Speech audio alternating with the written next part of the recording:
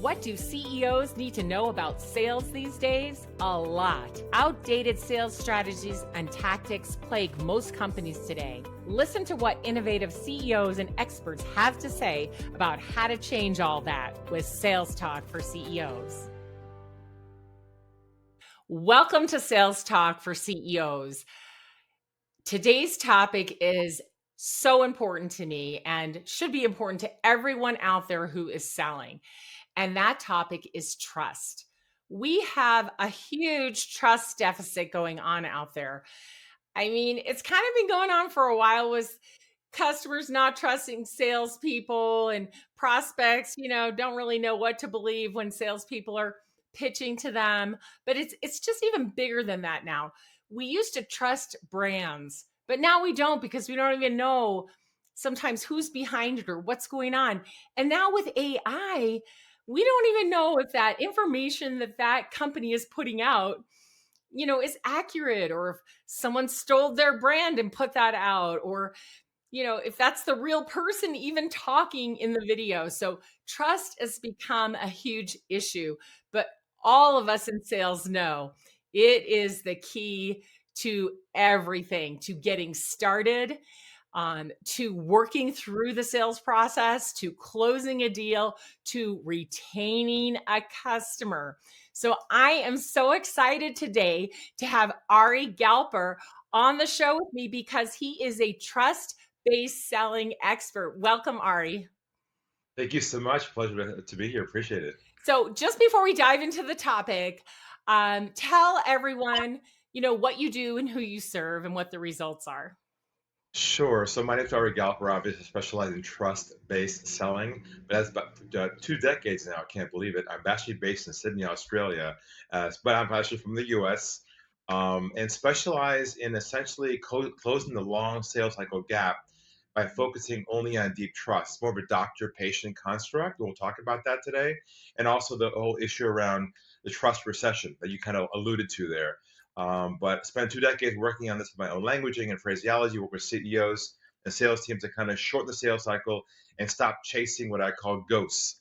People will say, I want to think about it and never call you back. And so who do you serve? What size company and any specific industry?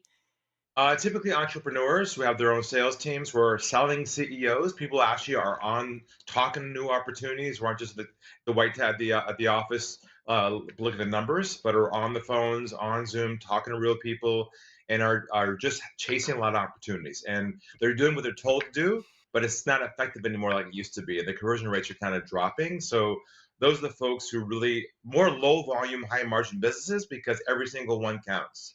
And are you providing training or coaching or a combination of both? Yeah, so it's consulting, it's training the sales team, it's reculturing their business model in terms of how to think about the way they approach the market. So it's for a lot of one-on-one work. It's customized for every single company.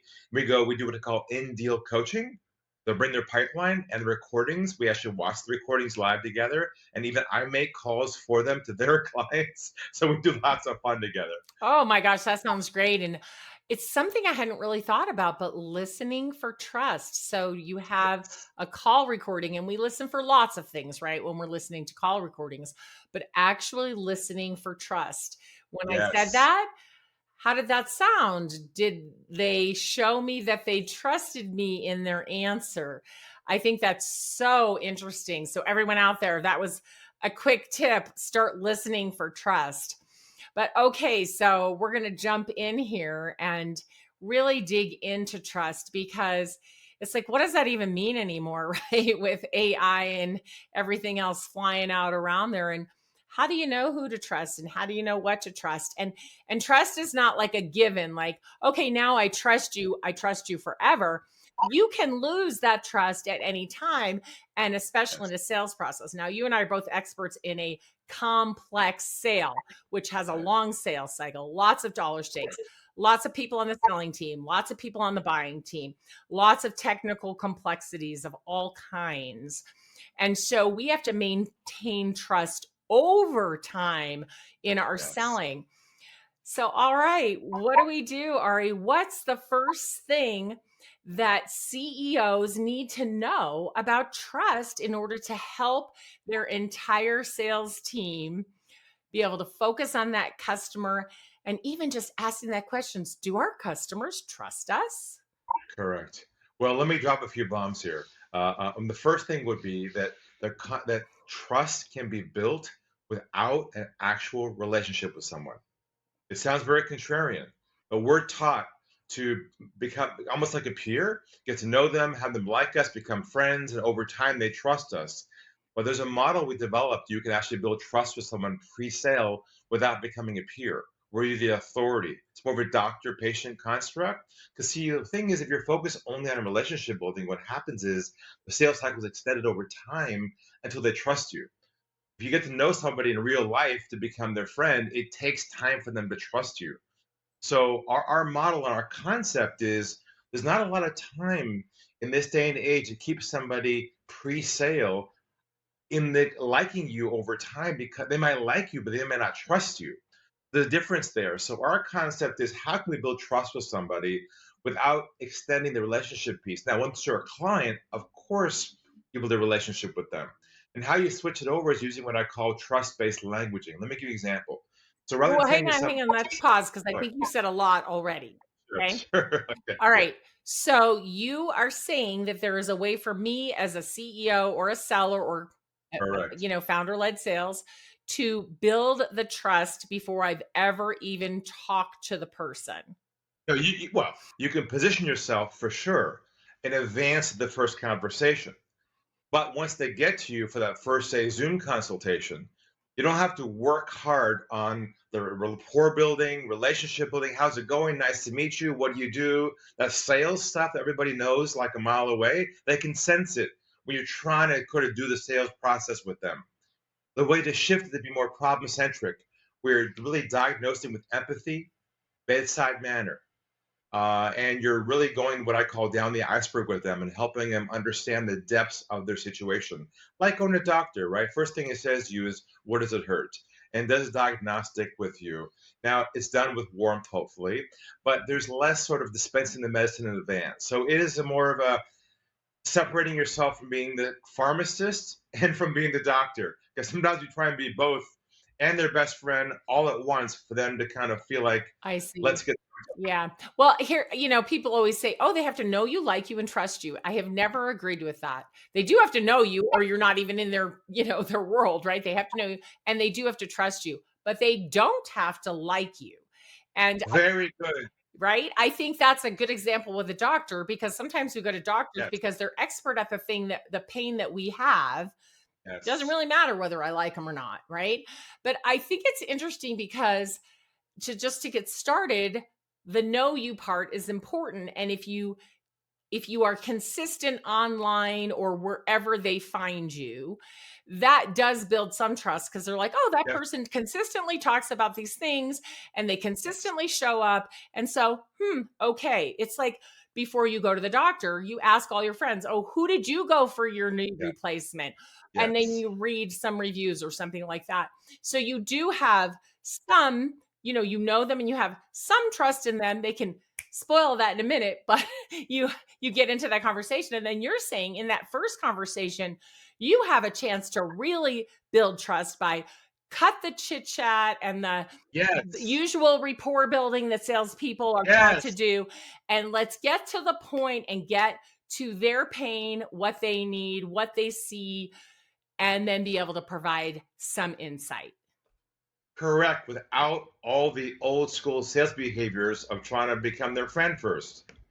Right. So, like, here's how you do it. Okay, I'll give you an example. When they show up on Zoom, first opportunity, they probably saw who you were on LinkedIn.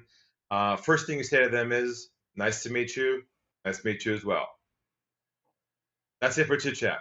Okay. Then you say this: if it's okay with you, John, if you wouldn't mind, take a step back for a moment, walk me through your background, your situation, and your current challenge you have around whatever your sales team, and we'll go from there. Would that be okay with you? Take your fingers like this over your mouth, sit back like a doctor, and go like that, like a therapist. But over your mouth so you don't talk. And these days, too, because we can get so much information from the internet and maybe even talking to others that may know this person if it was a referral or something like that, we really can start with, yeah, tell me about like the trigger event, the thing that we know and Yes. heard about and how Yes. that's impacting. Like we can start with a really great question that just Yes. gets them talking about it. Yeah, because they are testing you. They want to see if you're going to try and sell them something. They're hiring you on your approach first before your solution. They're very alert to how you are with them. If you try to the chit chat thing and you start to shift to your solution model and your case studies, they know right away, okay, he's got an agenda. He's got to over my agenda. So Yeah, the to be real like, key, hey, let me show you how I'm going to fix your knee. Wait. I don't even know if my knee needs fixing yet. it's hard because most CEOs are solution centric. They love what they do. They believe in their product. They cannot, once they qualify somebody, they can't wait to tell them all about what they've got because they want to solve the problem.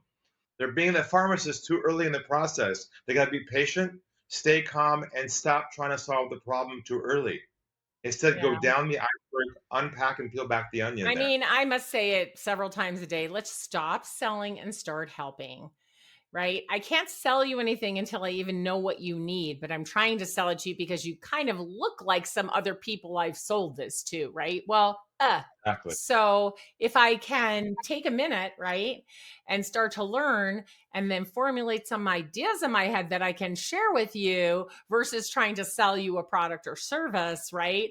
I'm going to gain your trust because, like, oh, like she's actually cares about me and she's giving me an idea. That's fantastic. Beautifully said. You cannot make assumptions. Just because they're qualified doesn't mean they're committed to want to solve their problem. So you have to go really deep with them in that first conversation using trust-based languaging to be able to do that. Yes, trust-based languaging. All right, so let's talk about that. So we get on and we do very minor chit chat. Hi, you are great. Let's dive in. I'd like to, ask you about this. Okay, so we get that first question underway. Then Yeah. what? Then they tell you what their problem is. Okay. They're talking and talking. You have to listen very quietly. Don't try and solve the problem. Be present. Like assess it from me if you're not. Once you're done talking, here's what you do.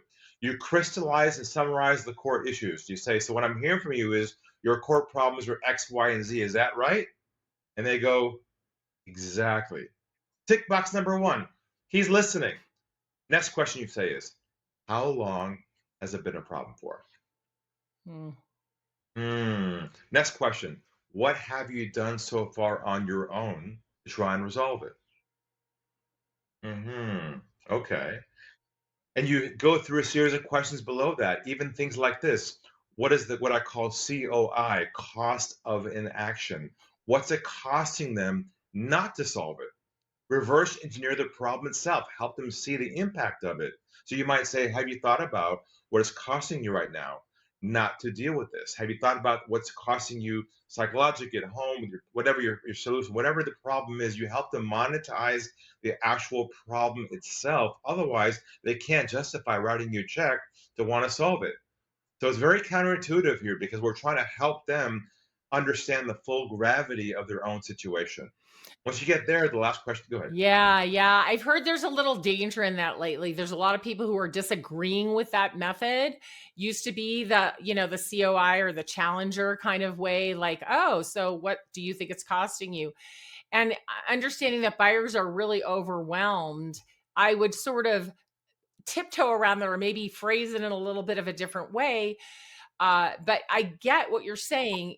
At some point, you've got to get them to realize they actually have a problem. But they probably wouldn't be talking to you unless they did. It's kind of interesting, but Oh no, they definitely have it, but the challenge is they often don't understand the full impact or this 360 view of it. yeah, They see it in a prism, not the full impact of it. yeah. So we're not trying to challenge them here. We're trying to get them to open up about the Just full give you the context of the story, scenario. tell you what's happening and what the misery is in it, or The truth. what they That's the goal. The feel like truth. they could be doing if only, right? If only this worked, my gosh, we could really grow a company. And here's the other thing, Ari, that I just, you and I see it Sure. every day. That's one person. There are 5 people in this deal that I have to talk to, and each one of them has different pain from it. Some people see it Yes. as trouble, some people see it as growth. They all look Yes. at their problem with their own perspective. It is impacting them in a different way, and Yes. one of them might be like, "Yeah, no big deal. I mean, we could keep going the way we're going." The other one like, "No way. We have to change," right? And now you've got to take first of all, you've got to build trust with each one of them and listen to their story, right? Then you have to get them all on the same page together, still trusting you. Like, we don't want two of them trusting you and two of them going, "Yeah, I'm not sure about that, Alice," because that's not going to work either. So we're having to build trust with multiple buying influences and maintain that trust. That's why it's key to build a business case with that first contact from the beginning. That becomes the anchor all the way through the process. Because without that anchor and the business case behind it, no one it doesn't really stick very well. If someone else comes out and says, "Well, it's not that big of a deal." Really? Well, John said you're losing $100,000 a month. Are you sure, you guys? So it's just a way to kind of keep the conversation and process centered around the problem itself. Yeah. Yeah. So all right. So now you've talked to several of them and heard from them each. And by Yeah. being a good listener, summarizing it really well and Yes. getting them to give you more, you've got a pretty good idea of what's going on. So what happens after that? Well, then you'd ask them, is this a priority for you to address and resolve as soon as possible? Or is this a next year type of project? Where are you guys on the timeline for wanting to address this? And That's pause sort of there where, because that is so big, Ari. Because, like you said, salespeople chase and chase, and they think people are yes, ghosting them. It's like, no, it's not a priority for them. That is why they're not getting back to you. They're not ghosting you. They have other things to do, and answering your email is not important to them because they're not doing that right now. correct. So it's not a priority, then it's not, don't chase them. But that's an important question everybody misses to ask that one question. Is this a priority? And what is your timeline? Now, let's assume he said, or he or she says to you, yes, this is a serious issue. We want to address it. Great. Then you say this, may I walk you through our roadmap process for how we go about addressing your issue. It's not a demo, it's not your solution, it's not your case studies, but a visual roadmap, left to right, kind of a flow chart that shows them it's a meta step, what your process is to go about addressing it. So phase one might be discovery assessment. Yeah, Phase two yeah, might yeah. be I'm analysis. gonna pause you for 1 second because there's one thing I throw in even before I do that road mapping. Yeah, yeah. I say, so it's a priority. Are there any competing priorities that are going to get in the way? Mm-hmm. Mm-hmm. Good. Because it may be a priority to them, but also the company, if it's big enough, is working on some of these other things Yes. which could get in the way of their project.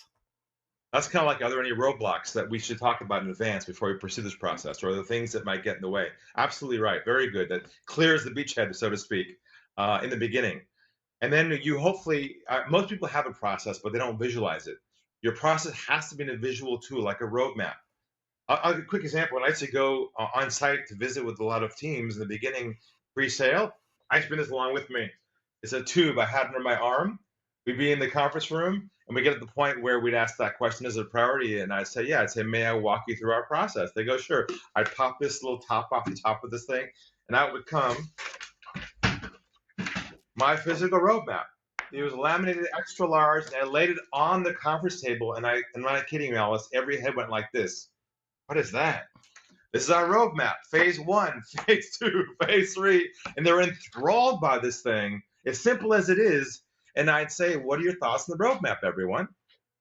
And they start talking about, yeah, it makes sense, sounds good. And then you kind of slowly onboard them into a next step inside your process, which they are buying in advance because they can see around the corner, they can understand what's going to happen next. Yeah, and that's a beautiful way to bring up the roadmap. And it's so important because even though that roadmap may change a little or be customized, whatever, these basic steps have got to be done, right? Correct. And what happens today is salespeople don't get it that people don't know how to buy from you. You think you're going to show up and sell them something and they know how to buy it. but they Right. do not. They have no idea. First of all, they may have never purchased anything like that before in their entire life, right? Or maybe it's been years since they bought something like that. And they, even if they've bought something similar to it in the not too distant past, they didn't buy it from you and they do not know how to buy from you. And it is your job to make that easy, right? Take the friction out and show them clearly the steps to getting the solution that is best for them. It looks like this. Well said, because they're often in shopping mode. Their mindset is shopping around for solutions, not knowing how to, quote, onboard, how to buy. You're right. If you don't provide the construct on top of their process, you'll be inside their process and they're going to And make you that'll chase be them. a mess. Their process Yeah. is a mess. But not only that, and I hopefully your roadmap does this as well. They just they a lot of times salespeople will say, well, this is what it will take, for you to buy. No, I need the whole process. Once I've purchased, what will happen, right? What's the onboarding? What's the ongoing? It's the whole life cycle that needs to be Yeah. shared. And then if you have, 102 steps, you can't put them all on your roadmap. You need to Of put the course. big pieces on, right? Yes.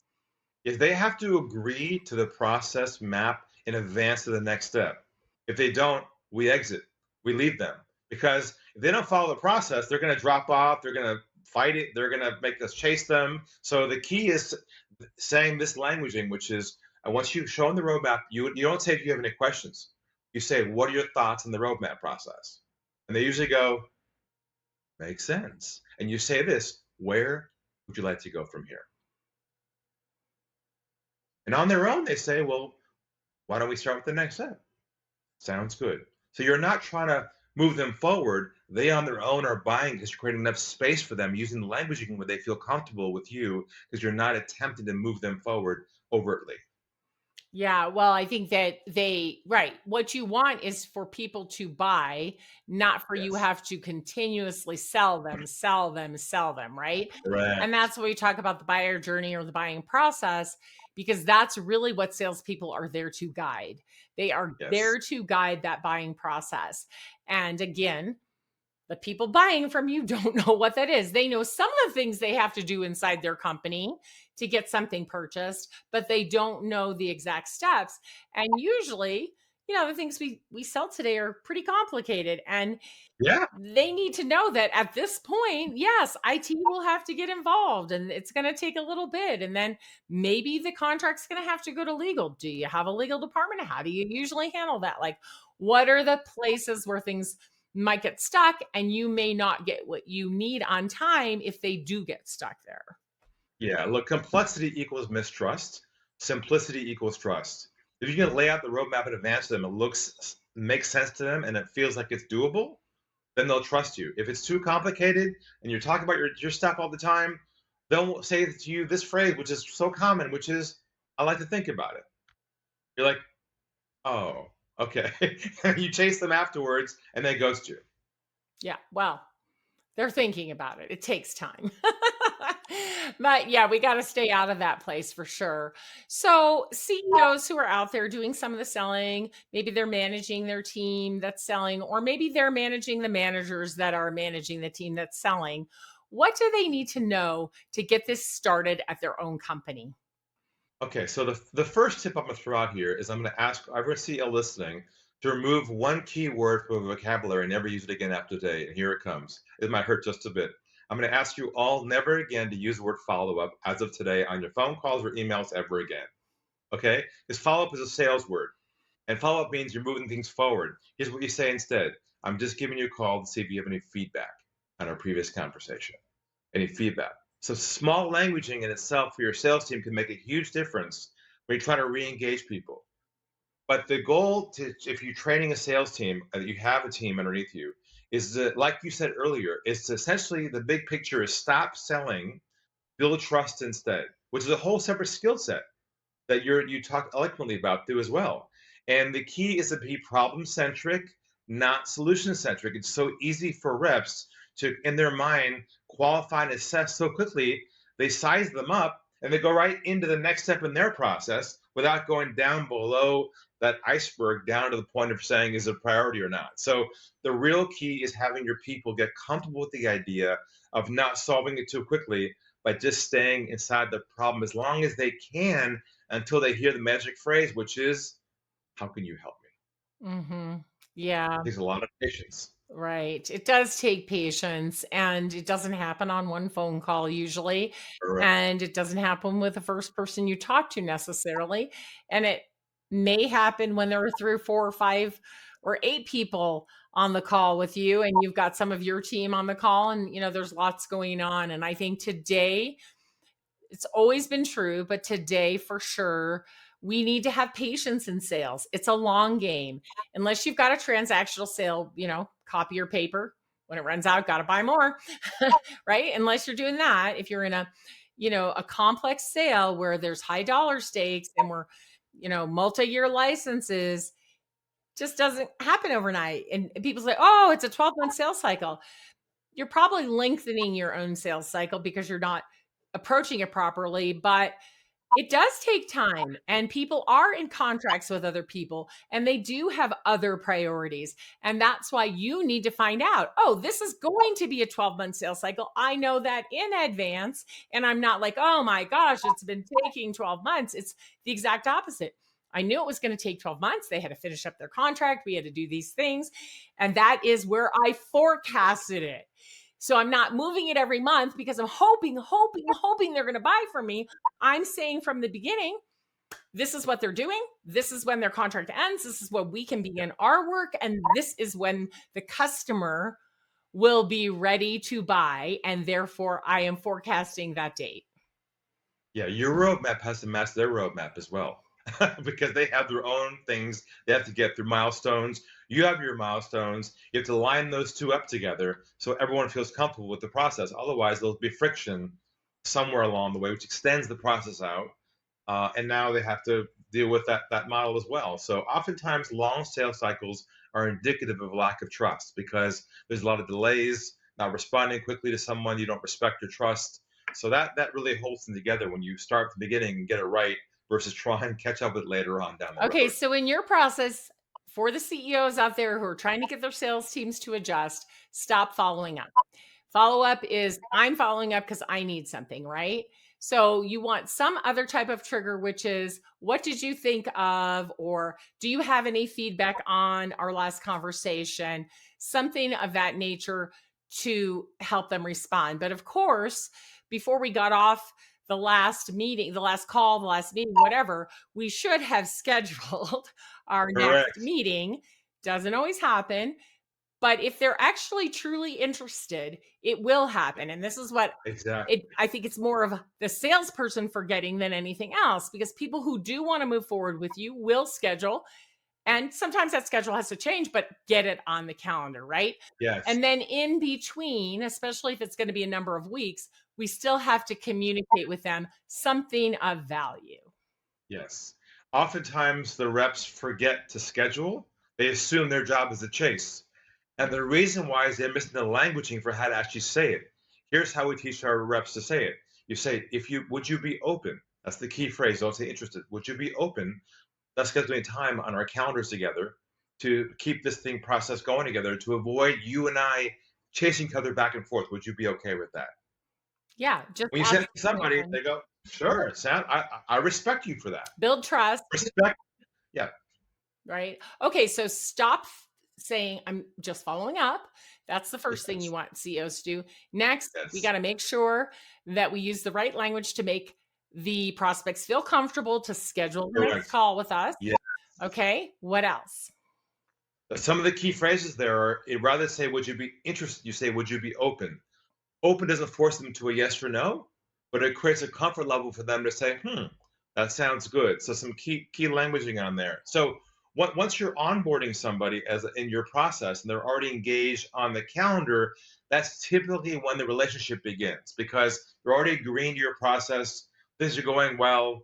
So I've often said the sales lost in the beginning and not the end of the process because trust wasn't built from the beginning. So I think if we just have folks focus on that front end, get that roadmap right, have them agree to the process for there, then they have an advantage over anybody else, and they will be less shopped that way. Yeah. And that's, something everyone needs to think about today. There's so much competition for almost every product out there. And when what you sell is so similar to what others sell or hard to differentiate on my own, right? For me to differentiate the differences, when Yeah, what you sell is so similar, how you sell makes a difference. correct. Absolutely right. Well said. Yeah. All right. So, what else do CEOs need to know to help their salespeople and themselves build trust with prospects and customers Sure. so they can keep those relationships strong, close more deals, and retain? Well, one tip we've been testing with our clients is something called when I mentioned earlier, cost of inaction, it's called cost of inaction visualizer. Because people can't often visualize the actual context of their problem. They understand, but can't see it in their mind. So what we're doing now is we're taking their problem that they've told the rep that they have, we're having them now create a visual image of the problem itself, which shows the customer in context their full situation. So we're using a lot of the AI tools to visualize their problem so they can see it with their own eyes versus just talk about it. So once they have a picture of the problem, they can pass it around, show their team in one visual caption. So we're now testing that to see if that works. So far, we have some good feedback on that. Very good. And the customers are giving you good feedback on that. Yeah, yeah. So the idea is you would do a deep dive with the customer, unpack their situation, help them explain to you what their challenge is. You take the challenges, maybe their numbers, whatever their tech stack, whatever their problem is, and you create a visual image around the story of the problem. You send it to them and say, "I think I understand. Is this the problem you've got in a picture?" They go, "Yeah, you understand us. Hmm. You get us." Trust is when someone says to themselves, "She gets me. Hmm. She gets us." So the whole idea is to go deeper and deeper for them feeling that emotion from you because they're typically the purchase is emotional, not often intellectual. Hmm. Well, we're helping them make a good decision, right? Yeah, And my good friend Brent Adamson, wrote a book called The Frame Making Sale, and he says, the buyers lack confidence, not in you, the seller. They lack confidence in themselves to make a decision. exactly. So now your job becomes helping them become confident in their decision making and anything you can do to help them go, yes, that would be a good decision. Yes, that makes sense. So they have confidence to keep it moving forward. I think so many things stall because the whole committee will go, is this really going to, it's a lot of work. Is it really going to make it any better than it is right now? I don't know. It's a lot of money. Yeah. Why don't we just stick with what we've got? Yeah, indecisiveness is the enemy we're trying to battle here. Their inability to make that one decision, which takes about 3 seconds to say to you, "I'm in. Let's do this." It takes years to get to that point for someone to tell you that. Now, why? Because of what you're saying. All indecisiveness, not trusting somebody. But if you close those gaps, you then condense the cycle a bit more. Yeah. Yeah, absolutely. Okay.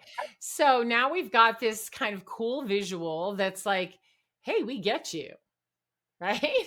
And Yeah, they're like, yeah, you do. And hopefully three, four, five, or eight, or how many people are involved are all saying the same thing.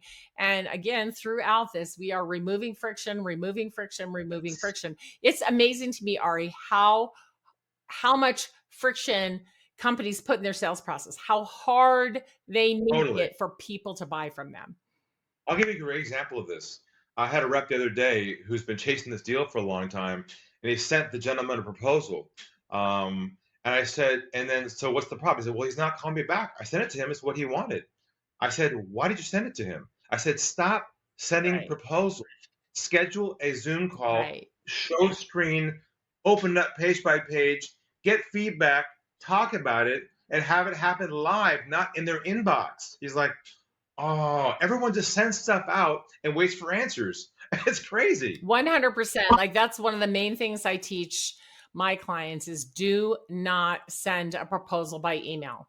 Schedule an appointment and walk through it. First of all, design it together on the previous call, then write it up, then put it in Yeah, front of them and say, is this is what we agreed to? Yes, it is. Great. Or change this or great. All right. exactly. We're agreed now. I'm going to send it to you for electronic signature. Correct. Completely different than I sent you the proposal and now I'm chasing you to see if Correct. I can get an answer. The So, goal should be to create a by appointment only business model where every stage of the process is like a doctor's office. It's on the calendar. It's not off the calendar. So if the CEO is running a team, your goal is to ask yourself, is my team off the calendar with their prospects or are they on the calendar? That's a huge shift for people to begin to move them on the calendar and everything becomes more of a cadence, more easy to forecast, easier in the CRM stages. You know what's going to happen next because you can see them moving down the calendar stages.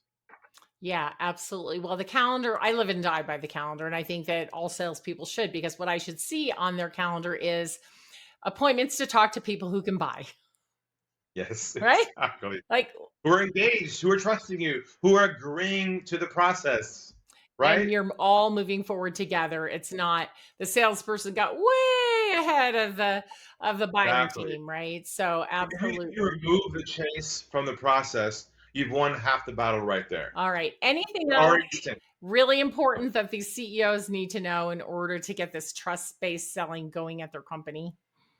I think the big ideas are one, use trust-based languaging. Two, go down that iceberg, peel it back to the bottom until you get the point of is it a priority. And three, visualize your process with them so they can see it, buy it, and schedule them. Just do that alone, those 4 or 5 milestones, and so much would shift for you right away. Yeah. And where does the roadmap fit into there? Towards the beginning, right? It's the begin on the first conversation. The first Mhm. contact, you show them the visual roadmap of what your process is from here. They have to see it to believe you. They don't see it, they believe you. Because you said audibly, it goes in one ear, out the other ear. When they see it, they go, that makes sense. There's a sense of calm. There's a construct there, and there's some kind of sense of security knowing they can see around the corner in advance versus just kind of trusting your process, so to speak. Absolutely. Well, oh my goodness, it's been great. But before we end today, I have three questions for you. Sure. The first one is, what is a book that you think every CEO should read? I've always had on my desk the book called 80/20 Sales and Marketing by Perry Marshall. He has a whole book on the concept of 80/20, your prism of how you view your whole process. And I use that all the time for myself and my teams do as well. Love that. Okay. And what's a podcast that you listen to because it helps you think differently? Who is Diary of the CEO, Yeah. this is a great podcast on health and business and wealth. And It's he just does a great so long. long walk. So it Sometimes works. 2 hours. I'm like, okay, I gotta break this one up. I know, exactly. But that It's, is a good one. And he just talks to the most amazing people you wouldn't even think of, no, right? he has a real way with people. I love just listening to him. He He's really really, great. really does. Okay, last question. What do CEOs need to know to win in this market? I think, as we talked about earlier, I think the biggest picture to think about and the real mindset shift is to be the doctor and not the pharmacist too early. But the real idea is to stop using any sales behaviors that connect you or your team to the stereotype everybody hates. Because that creates resistance. Hence, what we talked about today, the no follow up feedback, the roadmap, the doctor. So, just kind of getting that construct down should eliminate a lot of resistance in the sales cycle being long. Very good. Ari, thank you so much. I think it's nighttime for you there, right? What time? It's morning, Ashley. Oh, it's It's morning. morning. It's morning. I'm like, Yeah. he's in Australia. What time is it there even? But thank you so much for taking the Thank time to come you. on the show. Thank you, Alice. Appreciate it.